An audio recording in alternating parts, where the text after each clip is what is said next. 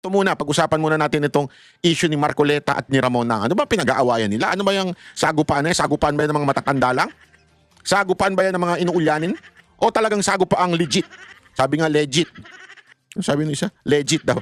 O yun, sabi ng isa, legit. Sila po ng mga Pero bago po mangyari ang mga ganyang klaseng usapan, ulitin lang po natin ha mga kababayan, baka naman pwede mag-subscribe na po kayo kasi sa mga nanonood, 52% hindi nakasubscribe. Pero alam nyo ha, nakita ko yung statistics ha, medyo umaangat na po ito. Marami na po ang nanonood na nakasubscribe. Pero kung maaari pa, yung iba pa, yung remaining na nanonood, baka naman pwede hong tayo mag-subscribe. Okay, ito na nga. mga senador ang mga kumpanya ng langis sa hindi raw patas na presyo ng petrolyo. Live mula sa Pasig, nangunguna sa balita si News 5 Cent correspondent Mean Los Pañas. Mean, bakit tingin ng mga senador unfair ang singil ng mga kumpanya ng langis? Oo, Gigi, unfair daw talaga kasi ura-urada naman daw na nagtaas ng presyo ng produktong petrolyo itong mga kumpanya ng langis nung sumiklab yung gera sa Middle Ayan. East. Ang tanong ng mga senador, bakit mataas agad yung presyo nila samantalang ang binibenta nila ay old inventory o old Ayan. stock nila na nabili Ayan. nila, Gigi, sa dating presyo na mas mura at hindi Ayan. yung ngayong presyo na mas mahal. Narito Nako yung po. bahagi ng pahayag ng mga senador. Patay tayo dyan. Unfair sa ating mga consumers. Wala pang pagtaas ng mga binili, pero tinataas at sinisingil na sa consumers. Yun ang risk ng pribadong sektor. Nagkaroon ng February 28 na surprise attack. Pero, yun ang posisyon ninyo, dinidefend Yung mga negosyante ngayon kasi, sa aking pananaw lang tila baga hindi sila negosyante. Tila sigurista sila. Tama yung sinabi ni Senator Loren dito, that is your risk. Laki na ng kinikita ninyo noon pa. Risk mo na kasi ang dahilan ng mga oil companies, sinasabi nila, kasi tumaas na sa world market Ibig sabihin ng world market, yan yung nagdidikta ng presyo. So ibig sabihin, kahit nakuha mo ng mababa, pag tumaas na sa world market, sasabay ka. Kahit mababa yung yung pagkabili nyo doon sa gas na yon o sa oil na yon at that time. Di ba? So dapat, benta mo muna ng mababa yun. Hindi kasi yung iba ang dahilan ng oil company. O pakinggan ng natin. DOE yung pagtaas ng presyo ng bilihin na binili ng murang presyo nung wala pa yung gera. Dahil nga deregulated, ang problema, hindi nakikita ng DOE kung magkano yung presyong ibinili nung Deregulated. Ibig sabihin kasi may batas na ganyan, na deregulated. Ibig sabihin, hindi pa pwedeng i-regulate ng gobyerno at sabihan, diktahan, ganito lang ang presyo. Kasi dati, ewan ko kung inabutan nyo to, regulated ang presyo ng ang nagdidikta gobyerno. Nagdidikta ng presyo ng mga oil. Okay, sabihin, yung gas na pinapakarga natin sa sasakyan, gobyerno nagdidikta. Ang problema, nagkaroon ng bagong batas. Kasi nga, nagre-reklamo yung iba dyan na sinasabi dapat i-deregulate para magkaroon ng competition. Nangyari, nagkaroon nga ng competition pero nagkuntsabahan din ng mga walang niyang oil companies. So, anong nangyari? Pataas ng pataas ang presyo ng oil. Ngayon, hindi na mabawi. Ngunit dapat subalit, meron namang solusyon dapat. Ano yun? Tatanga-tanga lang kasi yung gobyerno natin. Ito yung solusyon, pakinggan. oil company. Nakatago yan Hindi talaga nila pinapakita yan. Mean, anong paliwanag ng DOE sa usaping ito? Ang paliwanag dyan ng Department of Energy, Gigi, yun yung tinatawag na replacement cost. So ano bang ibig sabihin yan? Ibig sabihin daw niyan, ikinakarga ng oil companies doon sa presyo o doon sa presyo ng imbak nilang gasolina o diesel, yung kanilang gagastusin sa pagbili ng mas mahal na presyo. Kung forward thinking sila, para yung pambili nila ng mas mahal, makuha na nila doon sa kikitain nila from the old stock. So yan ay nangyayari dahil sa oil deregulation law. So alam naman natin that under the oil deregulation law, wala talagang kontrol ang gobyerno sa pagpipresyo ng mga produktong petrolyo dito sa ating bansa. Narito naman ang bahagi ng pahayag ng DOE. We only explain how business operates under normal circumstances. We have computed na sobrang laki nga po ng diferensya ng pagbili sa week 1 to week 2. Ang bilis kasi ginamit yung replacement cost, pag bumaba naman ang world price, hopefully soon, kung mangyayari, anong koordinasyon o mekanismo ang ginagawa ng pamahalaan ng gobyerno to protect naman the consumer? Mabilis pagtaas, pagbaba ng world prices. Ano ang Yun. inyong mekanismo? Yun.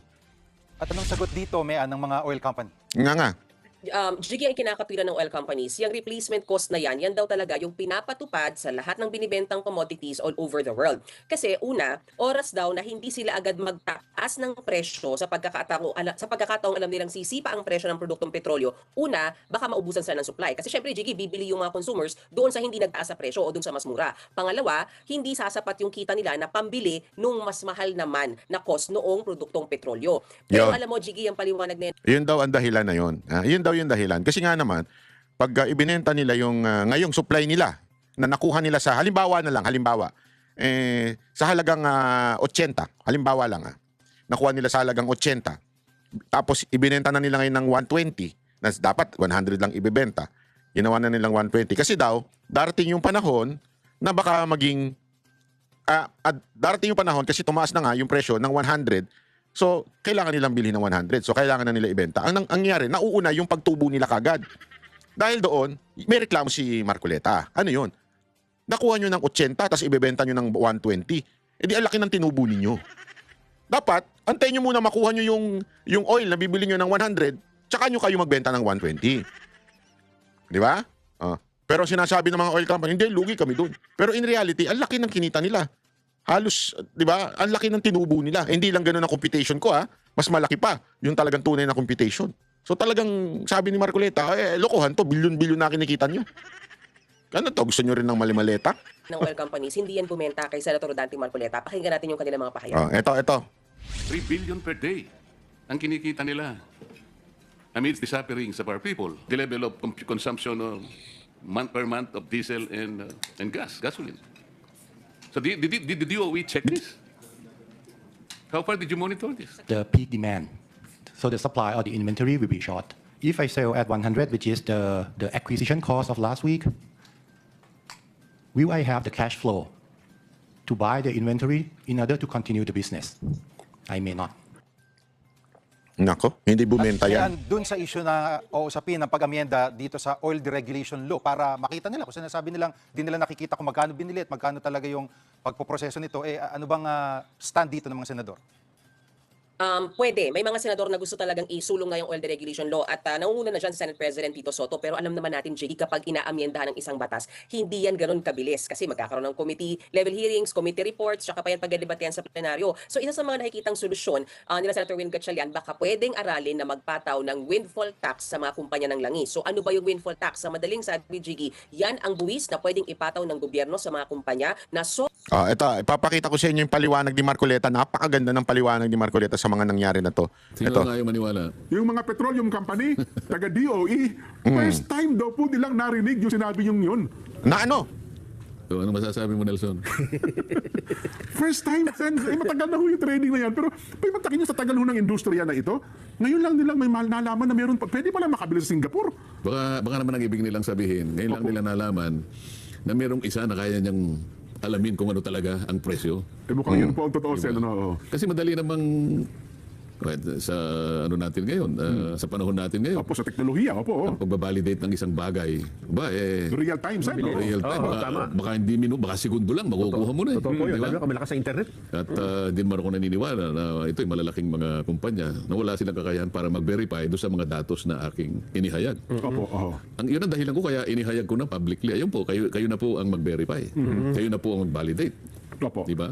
Makalipas- Wala namang, sana man lang may nagsabi, with all due respect, Senator Opo. Nelson Lubao, Senator Subarjaga, I am disputing your data. Ayun, ganun sana, oo. Di ba? Para, wala eh. Habang Kasi nagsuggest dito si Marcoleta na meron pang ibang lugar na maaaring pagkuhanan. Wala eh. Yung oil companies, hindi nila alam. Pati itong secretary ng DOE, hindi rin alam. ako kahapon, tingin ko nga ako kung meron talaga magdi-dispute nung sinabi nila. Wala nga eh. Kasi sila nasa matagal na industriya san eh. Kumbaga na, Baka naman natatakot na. kumbaga sa korte kasi, biglang naglahad yung ano. Yung prosecution. Your Honor, I move that this testimony be stricken of the record. Oo. Hindi naman nag-oppose yung kalaban eh. Opo, oo. Oh, counsel, what would you say? Halimbawa, depends. What would you say? Oo. Piskal. Opo. No, Your Honor. No objection, Your Honor. Hindi, wala. Wala naman ganun. Sabi ko, ako ba, nagtago ako? Hindi, sabi, ito po, Mr. Chair, ito po yung slide number 1. Ayan po. Oo. Makikita nyo po dyan, makakwenta po natin. Yan po, nakalitaw po ang price US dollars per metric ton. Oo.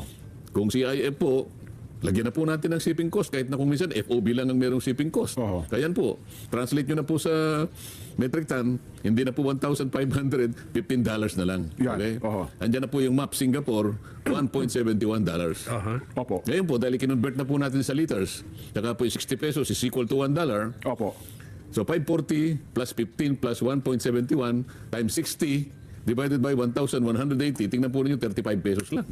Nako, oo. O edi sana, with all due respect, Your Honor, this is highly disputable. Yun sana, no? This is unacceptable. Kami po kanya ay inikutan na po namin ng milyong beses yung mga tangke ng Singapore. Hindi po totoo yung sinasabi ninyo. Nako. Meron bang kumibot, eh? Wala. Expect ko nga, wala akong tumibo talaga sen eh. O yun Wala nga, yun nga matapos, eh. DOE, hindi niya Wala alam. matapos pala, Anong gagawin natin? Ngayon, kung hindi po nyo ibabalidate, nagtataka po ako, ba't tayo nyo i-validate? Para sa akin po kasi, parang wala tayong problema. Kasi yan po yung presyo eh. Paano po nangyari? Paano nagtaasan po? Kayo nagpasimula ng pagtataas ng presyo. Kaya po tayo nagkaroon ng parang akala mo may emergency tayo. Kaya kung mapapansin ninyo, napansin nyo naman siguro, Opo. hindi ko alam kung saan ako pupunta na argumento eh. Kung sasama ako doon sa pinag-uusapan, anong mangyayari sa mga drivers? Anong mangyayari sa mga tindera? Anong mangyayari sa mga farmers? Sa mga school children? Sa mga teachers? Sa lahat ng sektor ng ating lipunan? Ang taas-taas ng presyo. Ang sinasabi ko, teka, tingnan nyo muna ito. Parang hindi muna, parang huwag muna natin pag-usapan ito. Eh, nandun na yung manibelo, naglulupa sa'yo na, di ba? O sabi ko, pasensya ka na bro. Sa harap ng iyong panaghoy.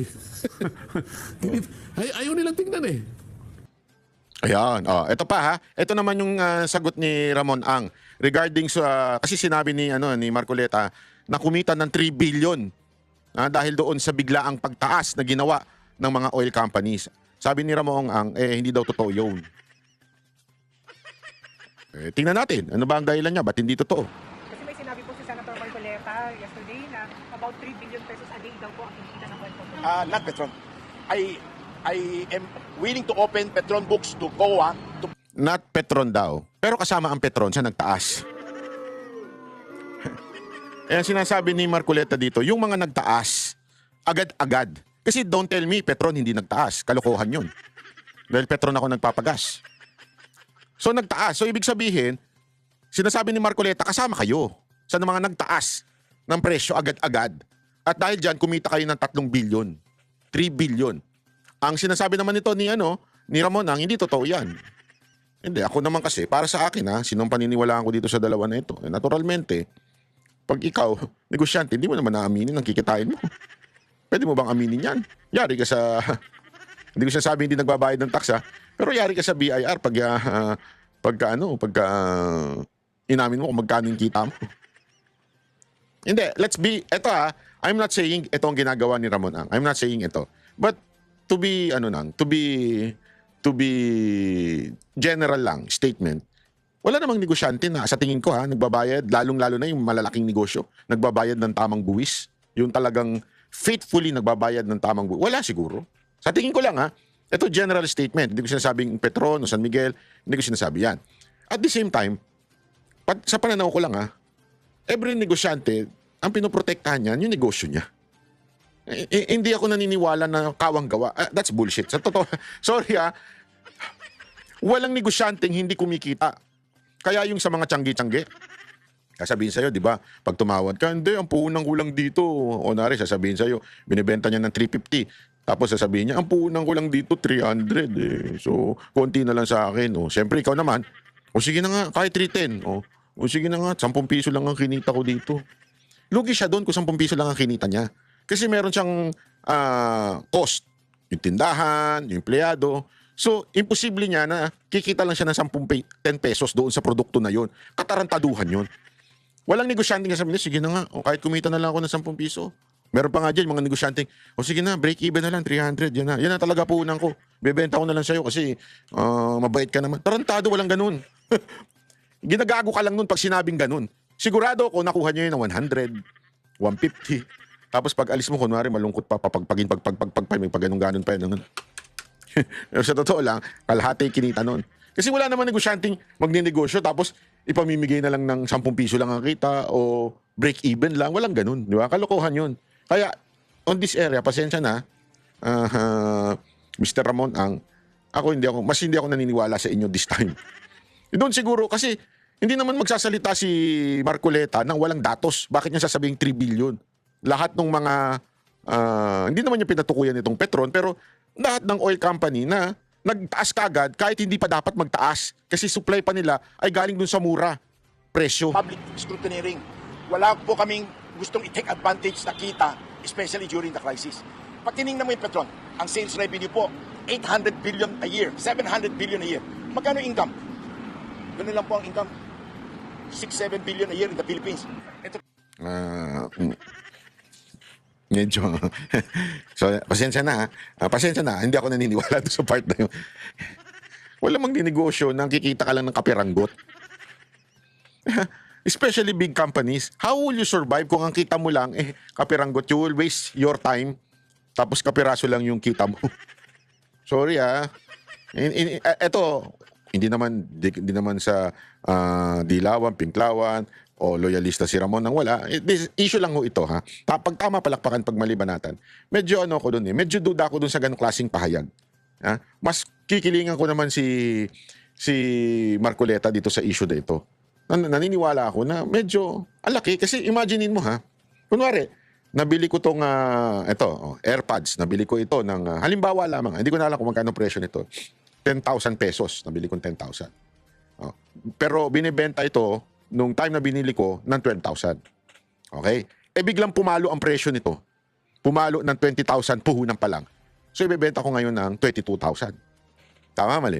Di ba? Kasi para may tubo kong 2,000 dahil 20,000 na ngayon ang bentahan nito. Pero magkano ko ito nakuha? 10,000.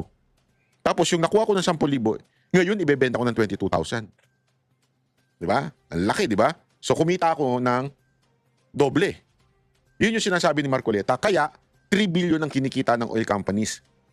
Hindi ko alam kung arawan nito, pero yun ang kinita dito sa pagtaas. Kasi hindi pa tumataas yung supply nila, yung pagkabili nila dito sa ganito, o pagkabili nila sa gas, 10 piso pa lang, 10,000 pa lang. Tapos ibinenta kagad nila ng mahal. Ang palusot nila, kasi pag binenta ko ito ng mababa, wala na akong pambili ng 20,000. That's not true. Hindi ganun ang negosyo. Una-una, bibilin mo na ng 20,000 yung bag. Halimbawa bibili ka na ngayon ng 20,000 ito. Hindi mo na may bebenta to ng 12,000, ibebenta mo ng 22,000 So kumita ka pa rin. Ay ano nangyari? Nagpuhunan ka. Kasi ang dahilan nila, paano kung biglang bumaba ito? Yun ang risk. That's the risk bilang isang negosyante. Diba? No, kailangan maubos mo yung supply agad-agad. Yun yung risk Kaya nga, balance yan Ganun talaga Halimbawa, ako bumili ng gold. Yan, si Boss Dada, lagi kong pinabibili ng gold. Bumaba ng konti. Risk ko yun. Hindi ko pwedeng awayin yung pinagbilang ko. Oy, ba't bumaba ito? Risk mo yan Di ba? Risk mo bilang nag-i-invest ka ng gold na bigla siyang bumaba. Ganun talaga Wala kang magagawa. Di antayin mo na lang tumaas uli. O pagtaas, tsaka mo ibenta. That's part of buying gold. As kunwari, kung gagawin ko tong investment, may risk talaga. Every negosyo may risk. Tataas, bababa. Depende yan. Kung bumaba, talo ka. Kung tumaas, panalo ka. Kuwari sa gold dyan baliktad naman sa oil. Siyempre, pagka tumaas, may hirapan kang ibenta. Pero, actually, sila nga ang pinaka mababa ang risk Alam nyo kung bakit? Imposible hindi naman mabenta yung bibilin mo ng mahal. People will always buy gas. No matter what. They will. Kasi yan ay hindi naman yan kaprityohan. Hindi yan para baka forma. Hindi. Yan ay necessity. People will buy di ba? So katarantaduhan. Sorry pero I like Ramon ang in some area. As a matter of fact, believe ako sa kanya in some area. But on this part, yung sa pagsabi niyang hindi totoo o hindi totoo for Petron, syempre, sasabihin mo yan. Alam naman sabihin mo totoo yun. Totoong kumita kami dito sa pagtaas. Hindi ka aamin, normal yun. Yeah? Kaya nga ito Ito, papakinggan nyo itong sinabi nitong Manubela. 3 araw yung maximum na pwede namin itong magamit dahil nga po sa paglobo ng presyo ng petrolyo na hindi po mapigilan ng ating gobyerno dahil walang pangil ang batas para dito sa mga malalaking oil companies. Walang pangil ang ating Pangulo sa mga ganid na mga negosyante ng petrolyo, pero po may pangil ang ating Pangulo sa pagsuspend ng piso na fare increase. So, kita nyo? Ang ganda ng point niya Ang ganda ng point na yun. Etong tao na to, hindi ko to gusto kasi may pagka, parang aktivistang di mo magets minsan. Pero tama, at this time, tama siya. Papalakpakan ko siya. Tama yung sinasabi niya Si Marcos may pangil, suspendin yung pagtaas ng presyo ng pamasahe. Maraming natutuwa doon, pero honestly, mali yun. Sa tingin ko kasi matik yan Tumaas ang gas, alam naman hindi tataas ang pamasahe. Diba? Kawawa naman yung bumabiyahe. Ano mangyayari niyan? Titigil na sila. Ngayon, hirap na hirap na sumakay mga kababayan natin. Wala nang choice, hindi na makasakay. Pero kung itinaas mo yung pamasahe, kahit papaano may choice ang tao. Sasakay ba siya na, mahal, na tumaas ang pamasahe? Magagawa siya ng extra ng work para tumaas din ang kanyang kita. May choice ka na.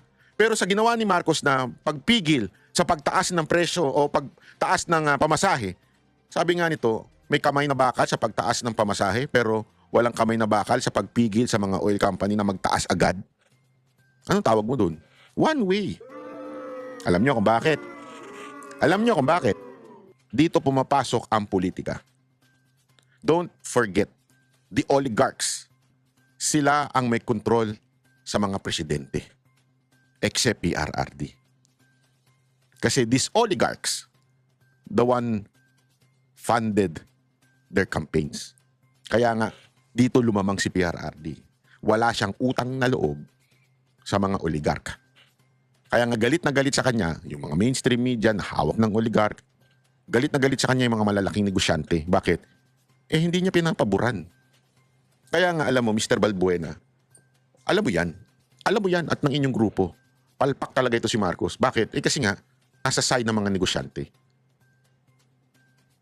Kaya kung ako sa inyo, tumulong na rin kayo na mailuklok ang isang another Duterte. Dahil hindi yan, yung ganyan, hindi yan papasa kay BP Sara Duterte. Si BP Sara Duterte talagang for the people yan. Walang pakialam yan sa mga negosyanteng malalaki. Sasagasaan niya ang mga negosyanteng malalaki. Totoo yan.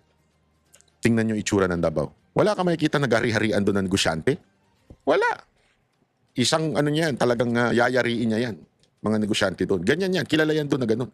Kaya nga maraming galit sa kanya na mga malalaking negosyante. Lalo na yung di ba, yung patakaran nila ng inuman, ganitong oras lang. Maraming nagrereklamo nun. But eventually, nakita nila yung benefit. Kasi nga, ganun ho ang Duterte style of leadership. Di ba? Napaka-unfair. Kung makikita natin, yung mga malalaking negosyante, bilyon-bilyon, 3 bilyon kada araw o mahigit pa ang kinikita. Samantalang kami, piso hanggang 2 piso, regulated. Anytime, pwedeng isuspend o pwedeng hindi. Kita nyo, tama siya dito eh. Pagdating sa pamasahe, regulated. Pero sa presyo ng gas, deregulated. Ibig sabihin, hindi mareregulate. Kawawa eh. Alam nyo, Manubela, kaisa nyo ako dito. Sa totoo lang, magkaiba man tayo ng pananaw pagdating sa politika, kaisa nyo ako dito. Mali talaga yung ginagawa ng mga negosyante ngayon. Kawawa eh. Alam mo, buwisit eh. Sorry talaga, buwisit. Yung dahilan nila na, paano na kami bibili ng mas, paano na may bibenta kung sakaling bumaba yung presyo, kaya kailangan namin sumabay sa world market. That's your fucking risk. As a negosyante, every one of us has its own risk. Driver, may risk din. Mananakay, may risk din. Kayo lang ang ayaw mag-risk, mga pukin ng ina nyo. Sorry pero that's the truth eh. Kayo, ang laki na ng kinikita ninyo, masaya kayo, happy kayo, mayaman kayo, ayaw nyong bumaba. Kawawa ito mga to eh. Alam mo ako, bullshit talaga ako sa mga jeepney driver. Marami diyang kamote, putang ina ayaw tumabi sa daan. Pag magpapara sa gitna ng daan. Alam niyo yan, mga jeepney driver, ilang beses kong pinupuna yan. Pero this time, mali talaga yung mga negosyante. At tama itong mga public transport na ito. Banatan natin sila pagkakamote sila. Pero this time, tama sila eh. Tama sila, lugi.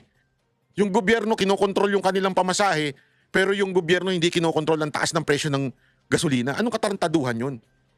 Kaya naman eh. As a matter of fact, nasa Republic Act natin yan. Meron niya nabatas na we can, even if hindi natin ma-deregulate yung hindi natin makokontrol yung presyo ng bilihin, nakalagay pa nga doon, kaya nating i-take over.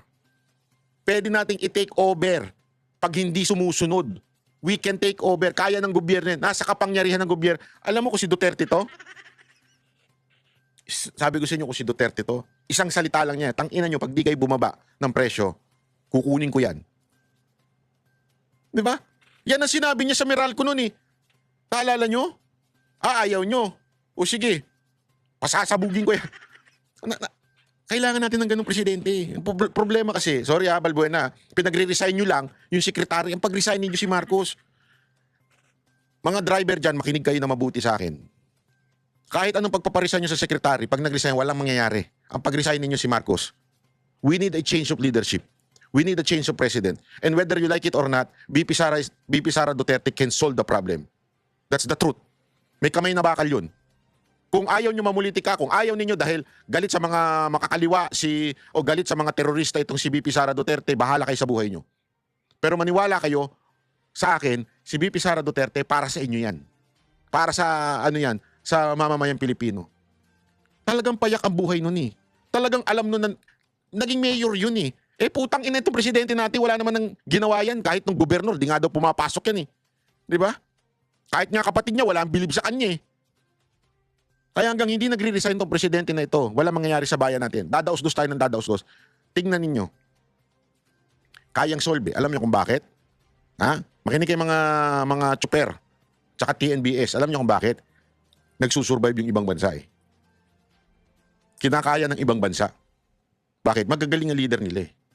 Tayo hindi natin kinakaya. Bakit? Kupal ang leader natin. That's the truth. Kupal ang leader natin. Kailangan na talagang palitan ng entire government. I'm not saying to take over. That's not my statement here. Hindi ko sinabing rebellion. Kailangan resignation. And resignation, ibig sabihin niyan, yan ay kusang loob. Alam mo, kung ang sinisigaw ng mga Pilipino ngayon sa kahirapan na to, mag-resign na si Marcos, tapos ang laban. Bakit? Eh, siguro naman mahihiya na siya kung lahat ng Pilipino sumisigaw na ng resignation. Alam mo kung bakit? Mapipressure din ang ating ibang mga kababayan na dapat gumalaw na at pumrotekta sa atin mula sa palpak na gobyerno. Palpak na po talaga eh. Pag hanggang ngayon hindi nyo pa nare-realize na palpak ang gobyerno, ewan ko na. Maaprobahan. Kaya napakaswerte nitong mga negosyante na para bang ang batas talaga ay ginawa lamang para sa kanila. Yan ang totoo eh. Hindi ba? Hindi, ito walang bulahan yan. Kaya nga sabi ko sa inyo mga kababayan eh. Tingnan ninyo ha. Ito, magiging 150 pa oh. Habang tumatagal, mas bumibigat ang pasanin sa petrolyo. Sa susunod na linggo, posibleng sumampa sa halos Patay tayo 150 pesos ang kada. Alam mo ba na wala na masyadong tao sa labas ngayon? Tapos yung mall nga, bababa yung kanilang oras, iikli na. Kasi talagang ang mahal na eh. Hindi na biro, mga kababayan. Ako nararamdaman ko eh. Mayat maya yung gas. Dati binibigay ko lang magkano lang eh. Ngayon, mayat-maya na oh. Litro ng diesel. Ngayong araw naman, nagprotesta pa rin ang mga transport group. Ang masaklap, sumasagi na raw sa isipan ng ilang tsuper ang gumawa ng masama. Live mula sa... Yan ang sinasabi ko, di ba? Kaya nga chaos to eh. Ako, hindi ko in-encourage yan ha. Dapat talagang hulihin pa rin bantayan ng kapulisan yan. Pero matutulak talaga yung mga kababayan natin gumawa ng masama eh. Kaya mag-iingat kayo mga kababayan. At saka sa mga tsuper naman natin, huwag nyo gawin pag kayo nahuli. Lalo lang bulilyaso ang pamilya ninyo. Huwag niyong gagawin. Huwag niyong tangkahin. Nasa frontline na balitang yan si Reniel Pawid. Reniel, sa gitna ng mga protesta, may impormasyon ka ba kung nasaan si Energy Secretary Sharon Garin ngayon? Julius Cheryl, sa ngayon ay wala pa nga tayong impormasyon no, at hinahanap din siya nitong ang grupo ng mga tsuper. Kaya naman ang sabi nila ay hindi raw nila ramdam yung sinasabi nga ng Malacanang na pagdodoble kayod ngayon nitong Department of Energy sa panahon ng krisis. Nila maniniwala lang sila o magkakakumpiyansa lang sila dito nga sa DOE kung makokontrol nito ng maayos ang presyo ng produktong petrolyo. Mainit man ang panahon, hindi ito alintana ng mga tsuper at TNVS driver. Sa ikalawang sunod na Biyernes, nagwelga sila sa Welcome Rotonda sa Quezon City, Maynila para tuligsain ang taas presyo ng langis. Sabi ng piston. Sa Baguio City ay 141 na ang diesel. Ganun din sa Bicol. Kailangan natin hindi papatsi-patsing solusyon, ang kailangan natin long term. Una nang sinabi ng piston na handa silang palawigin ang mga tigil pasada hanggang Mayo.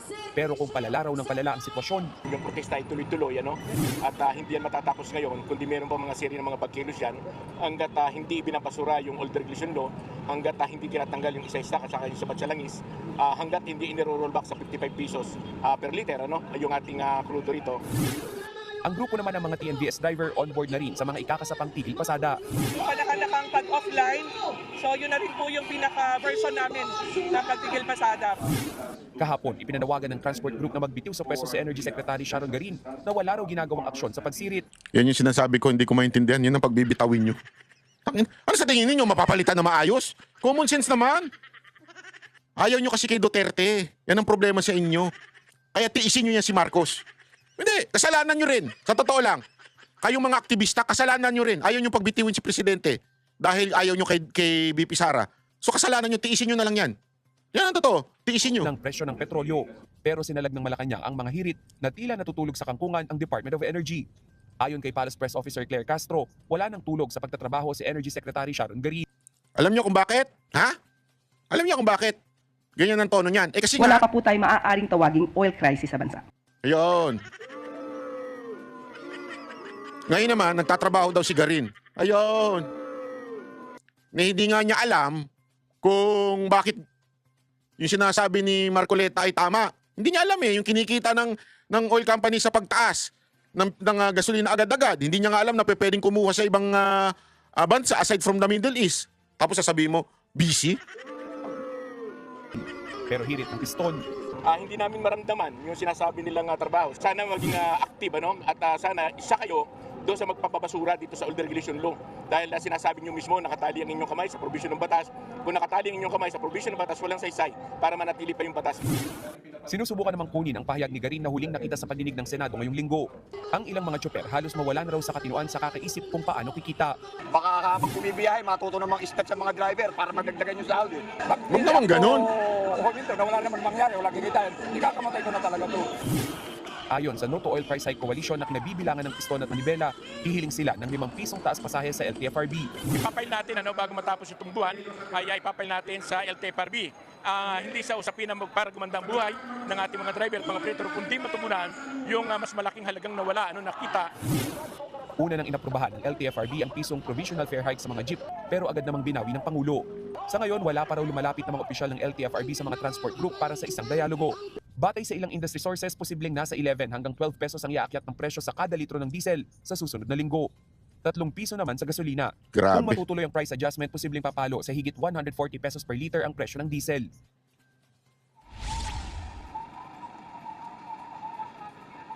Julius, Cheryl, kung kagabi nga ay sumakay tayo dun sa isang traditional na jeepney. Ngayon naman nasa modernized jeepney tayo at yung ilan nga dito na mga tsoper ay namumroblema na rin dahil bukas nga posible pang pumalo sa nasa 150 pesos per liter yung diesel nga. So ayan din yung burden sa kanila sa ngayon. May ilan sa mga commuter gaya ni Tatay Tay, pangalan nyo? Roberto po. O Roberto, katungayo pa kita. Saan kayo papunta? Junction. Junction, So ngayon, ano yung nagiging diskarte nyo? Dahil yung iba daw ay nagtataas na rin ng pamasahe kahit wala pa yung sabi ng LTFRB. Kayo po? O minsan, mayroon mga counter ko talaga na jeep na agaw sila ng 25, kahit 20 pang pamasahe. Pero sinasabihan ko din na may taripa kayo, babayad ako ng matama. Pero yun po, kung yung tama lang yung ibibigay nyo. Dahil hirap din ba kayo? Paano? Hirap din kasi ganyan na yung trabaho. Isa din tayong driver. Driver mekaniko din ako. So, minsan, babaon tayo ng bigay ng asawa 100, ibabalik natin yan. Ayun nga, so Cheryl, Julius, yung ilan nga sa kanila ay hirap din kaya hindi makapagbigay. So puntahan naman natin yung ilan pa dito na mga pasahero. Ma'am, magandang gabi. Pangalan po natin? Magandang gabi po. Ako po si Irish. Irish, oo. Parang kanina nang nagkita tayo, sabi mo parang lagi kang sumasakay rin. Suki ka dito.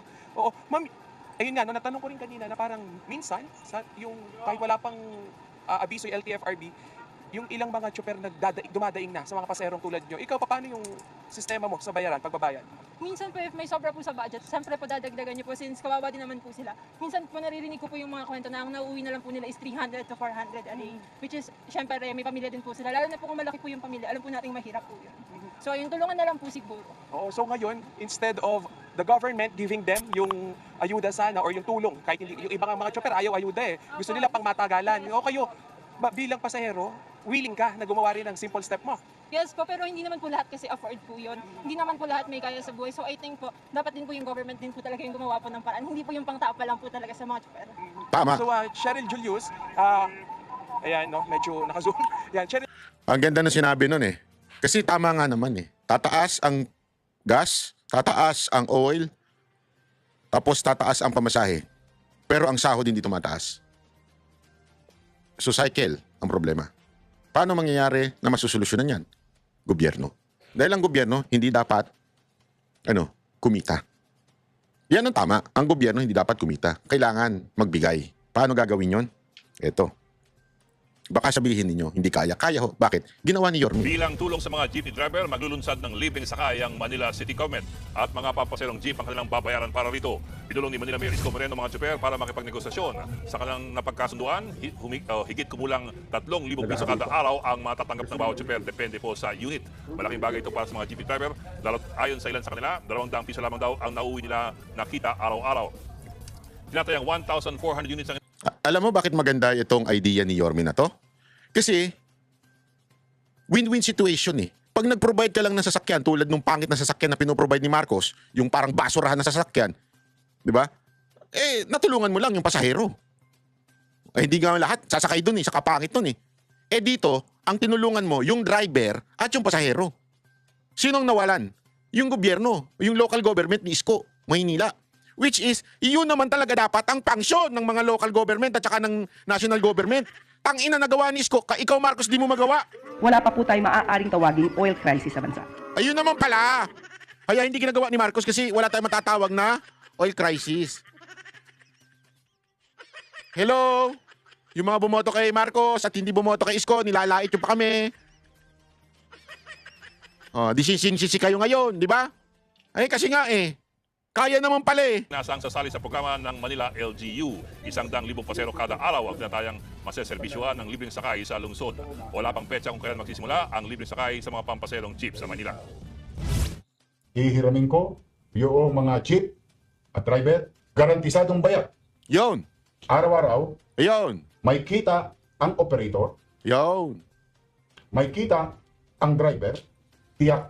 Tangina, ito yung sinayang nyo At higit sa lahat, walang kailangan bayaran ang ating mga mananakay. Mga kapatid, yan yung sinayang nyo Anong masasabi mo, Auntie Claire? Wala pa po tayo maaaring tawaging oil crisis sa bansa. Ayun naman pala. Mali ka naman pala, Yorme. Wala pa tayo matatawag na oil crisis. Ay, nako, susme. Susme. Talaga nga naman, oo. Alam mo, ewan ko alam mo nung pinanood ko ito, sabi ko, bakit di naisip to ni Marcos? Tanga lang ba talaga siya o talagang sabog tulad ng sinasabi ng kanyang kapatid? Hindi, ako nagtataka talaga ako Kasi, alam mo yon, ito yung solusyon Ito na. Simpleng solusyon yan Hindi mo naisip yan, Marcos, tas naisip pa ng isang mayor. Ano ka, tanga? Sorry Ay nako. Anyway mga kababayan, meron ako isang topic lang dito na lang. Ito medyo seryoso ito medyo wait lang Ayoko kasing actually ayoko sana itong pag-usapan dahil napaka-sensitive nito. Honestly Ayoko sanang pag-usapan ito. Kaya lang importante. Napaka-importante kasi sablay na sablay. Nung may sinend sa akin video, yung isa kong kaibigan tungkol dito sa tao na ito. Kaya lang kasi kilala ko itong tao na ito na ano lang ito nagpapapansin, umiepal kasi gusto lang ng traction o engagement sa social media. Ako, sa totoo lang, to be honest, ako hindi ko na pinapansin to kasi walang kwenta ito. Ito nakalaban natin ito nung during pandemic. Ito yung kung maalala ninyo, binansagan natin itong Dr. Quack. Kasi masyadong nagmamagaling nung pandemic. Kahit ano naman siya, kahit hindi naman niya specialty. Ang specialty niya magmasahe. Ay, hindi pala. Sorry, mali. PT siya, PT. Putang ina. Mali din. Mali din. Hindi pala. Iba pala yung PT. Physically tanga. Mali pa rin. Ano ba yan? Sorry naman. Physical therapist. Hindi siya doktor doon sa supposedly sa lungs, pero nangingialam ito nung panahon ng COVID. Tapos nag-send nga sa akin ng video na binabanatan daw ako ko dahil ngayon recently lang dahil sa pagsuporta ko kay Pangulong Duterte at pagbanat ko sa mga media. And ayokong pansinin kasi alam ko na karakas ito papansin to Ito yung taong sobrang papansin. Kasi wala nga ito walang kwenta ito Kaya nagpapapansin to. Kaya lang nung tapos after nun hindi ko na pinansin, di ba? Ilang araw na lumipas. Kaya lang may napanood akong bagong banat niya. Hindi na ako binabanatan. Pero dapat yung marinig at dapat yung maintindihan. Hindi lahat ng Kristiyano ganito. Sana kung may nakikinig tayong mga Muslim dyan, pakinggan nyo ito. Gusto ko lang sabihin sa inyo na hindi po ganito ang lahat ng Kristiyano. At duda nga ako kung Kristiyano ito. Bakit? Kasi hindi ito ang katuroan ni Kristo Hindi ganito magturo si Kristo. Iba ang katuroan ni Kristo. Sa sinasabi nitong tao to. Ito pakinggan nyo. Si Duterte, anong ginawa niya? Ginawang holiday yung Idil Fitir. Bakit Muslim country ba tayo? Catholic country to, Christian country itong lugar na to. Diyan palang sabit na po siya. We are not a Christian country. Ulitin ko We are not a Christian country. We are a country with many Christians. Pero hindi tayo matatawag na Christian country. Why? Because there is a separation between the state and the religion. May separation sa ating batas sa state and the religion. We cannot apply the law of the religion sa law ng state. There is a separation between them. Nagkataon lang that we are a country majority Catholic. But we cannot say and hindi bigyan halaga ang mga ibang relihiyon. Kalokohan ho yun. That's discrimination. Kaya binabanata niya dito si Pangulong Duterte dahil daw ginawang holiday. Ewan ko siguro noon pa ito. Pero kasi nagtitrending ito eh. Kaya gusto kong punahin lang. Sa mga kapatid nating Muslim, hindi po ganitong sentimento ng mga tunay na Kristiyano. Hindi ganito mag-isip. Ito, iba lang talaga tong ginagalawang mundo nito. Hindi ko alam kung saang mundo to gumalaw, kung bakit ganito kabitir tong tao na to. Ginawang holiday ang Idil Pitir ng Kupal, palibasa galing sa Mindanao si Kupal eh. Ano nangyari sa kanya ngayon? Nandun siya sa Dahig. Doon siya namamayapa ngayon. Hopefully doon na siya magstay. Huwag niyo akong ginagago. Huwag kayong magtapang-tapangan dito. Hindi niyo lugar to. Pilipinas to. Christian country to. Kung gusto nyo ng So wag daw kayo magtapang-tapangan mga Muslim. Okay, wag daw po kayo magtapang-tapangan dahil Christian country daw ito. Hindi po. Wag po kayong hindi po ito Christian country. Tayo po ay republic. We are a republic of the Philippines. It's not Christian in the Philippines. Nagkataon lang majority Catholic.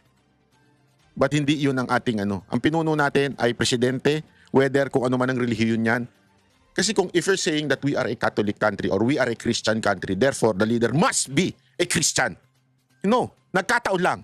Christian yung presidente o Catholic yung presidente. Nagkataon lang. But there's no law in the Constitution that says ang requirement ng presidente ng Pilipinas kailangan Catholic o Christian. Walang ganun. Bakit? Because we are not a Christian country. Marami lang ang Katoliko sa Pilipinas. But we have to respect every religion in our country. Respeto lang, Brad. Parang awa mo na, respeto lang. Huwag kang ganyan kasi ginagalit mo lang yung hindi dapat magalit. Huwag ganun. Masama ugali mo, Brad. Huwag mong paglaruan ng salitang relihiyon para lang makakuha ka ng traction sa social media. Hindi tama yan. Discrimination yan. Muslim country, pumunta kayo ng... Eps! Sandali lang, Chotomate. For your information, Christian po ako. Pero ibig ko sabihin, I believe in Christ. Hindi po, ito lang, disclaimer lamang po. I believe in Christ, pero hindi po ako sa Catholic Church. Okay? So anong punto ko lang dito? I am on the side of this, supposedly. Kaya lang, sobrang mali yung kanyang pananaw. Sobrang mali na para bagang sobrang dinidiscriminate ang mga Muslim. Hindi po ganyan mag-isip ang tunay na Kristiyano. Bakit? Si Kristo nga mismo isang Hudyo. Hudyo po siya. Jewish po siya. Pinanganak as a Jew. Nung bumaba, sino ang kasama niya madalas? Gentiles, sinners, mga itinakwil at tinuring na makasalanan ng mga Jews. That's how Christ responds sa pagdating sa usapin ng theology. Ganun po si Kristo. So, stop using the name of Christ and saying, Christian country to, kaya hindi dapat magsiga-siga ito mga Muslim. That's wrong, Brad. Wrong ka dyan. You're out of line. Hindi na kita pinapansin kasi epal ka masyado. Hindi kita pinapansin dahil alam ko naman, cloud chaser ka lang. Alam ko namang for the views ka lang. Pero ito, masama itong sinasabi mo. You would create a hatred among Muslims and Christians. So ako nakikiusap ako sa mga Muslim, hindi po ito 1 in a billion. Hindi nga million 1 in a billion lang itong taong ganito.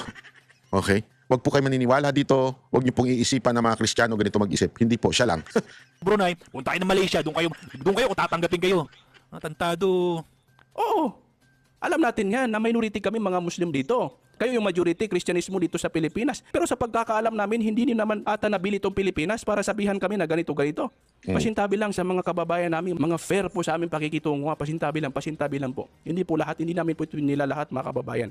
Ang ina-addressan ko lang po ng mensaheng ito ay yung mga taong katulad ng taong to. Obviously, hindi ito nagsasabuhay siya turo ng Kristyanismo Tama ka dyan. Yung tunay na Kristiyano, hindi ganito manalita. Do you think naturo ito ng Kristyanismo? Pati ako Muslim, hindi ako maniniwala na turo ito ng Kristyanismo. Itong ganitong kagaspang na pakikitungo sa aming mga Muslim. Tama kayo dyan, sir. Tama kayo dyan. Perfect. Buti pa ito naiintindihan niya. Hindi, di ba? Ay, naku, sakit sa ulo. Buti pa ito naiintindihan nitong tao na ito ang tamang klase ng pakikitungo. Itong doktor na ito, nga. Hindi maganda itong pinapakita ng kasamahan ninyo, ha? Huwag po kayong mag-iisa sa kanyang sinasabi. Pero sir, hindi po namin kasamahan yan. Ewan ko kung saan lupalop yan. Hindi po namin kasamahan yan. Sa kanyang ginagawa. Kasi masasama po kayo sa kawalan ng katarungan na ipinapakita ng taong to. Alam ninyo na hindi ganito ang turo ng pagiging Kristiyano. Itong ganitong kagaspang sa pakikitungo sa aming mga Muslim. Hindi ganyan. Hindi ganyan mga kababayan. Kaya huwag na huwag niyo pong sasang-ayunan at susuportahan itong ganitong mga tao. Kasi isa ito sa mga taong nagpapaliyab sa apoy ng hindi pagkakaunawaan sa pagitan ng mga Muslim at ng mga Kristiyano sa bansa natin, mga kababayan. Tama ka dyan, sir. Saludo ako. Tama ka na you are perfect. As in, tamang-tama ang iyong sinabi, sir. Hindi po dapat talaga sang ayunan ito. So mga kababayan, hanggang dito na lang po muna tayo.